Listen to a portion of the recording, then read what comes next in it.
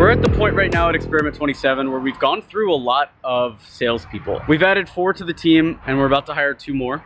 And what I've learned so far throughout this sales process is there's a lot of turnover in sales and there are a lot of bad salespeople. So what I wanted to talk about in this video are the things to look out for, early warning signs, how to know if a sales guy is going to succeed at your company or not succeed before they actually fail. Number 1 is responsiveness to messages. So we've had a couple of salespeople in the past, one specifically that I'm thinking of, where we were texting back and forth before he got hired. Before we made the offer letter, he didn't show up or didn't respond to messages for about 30 days, then came back with some sob story and we hired him anyway when he came back. And that guy ended up leaving the company within a month and a half. Them not responding to text early on, especially in that job search process, will lead to more negatives down the line. For instance, this last sales guy had a really bad habit of rescheduling client calls last minute.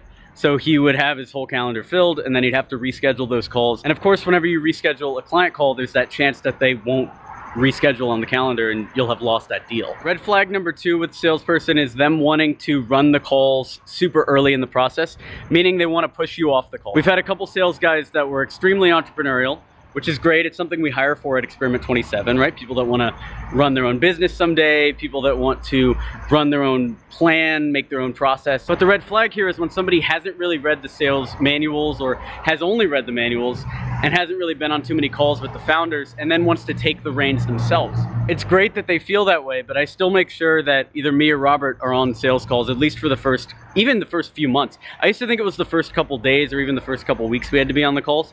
But what I learned is in order to make sure they're actually selling the right thing, founders have to be on those sales calls for at least the first few months on every single sales guy until you get a good sales director. Our sales director right now is still being onboarded, so I still like to have me and Robert on the calls where a lot of the times it's 3 of us on one call, like me, the sales director, and the salesperson, or Robert, the sales director, the salesperson, to just make sure everything is put together. Because one thing we realized is the founder has this insane power to pull deals out where deals shouldn't be. The same with partnerships, right? Trying to find agency partnerships and making sure that the agencies will actually send you projects. The founder has so much more power there than a regular sales guy.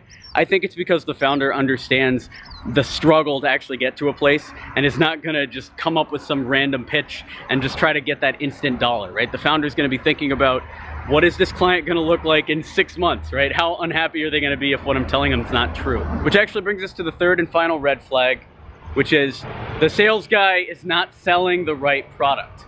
At Experiment 27, we sell lead generation for digital agencies, which at its base is a pretty simple concept.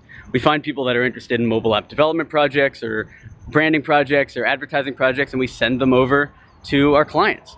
Very, very simple. And yet we've had salespeople tell our clients that they're getting extremely hot deals that are ready to sign right away with no sales needed from their end. We're getting them like these insane 100 times ROI. One of our sales guys told a client that we're gonna get them 100 times ROI within 1 year. Just all this random stuff that slips through the cracks. And what I thought originally when this started popping up was it was not enough training. But what I'm learning now is there's just a type of sales guy that will say whatever it takes to close a deal.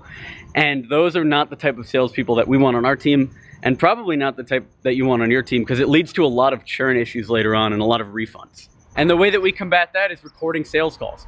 Our sales trainer looks it over, gives feedback to the actual salesperson themselves, and the salesperson can also use our language. So when me or Robert, the sales director, says something super interesting, the salesperson that's on the call can then play that back and use that in their own training to better themselves. If you found value in this video, be sure to like it to encourage this type of content. Subscribe for more B2B sales training. And if you need marketing support for your digital agency, check out experiment27.com. Thanks.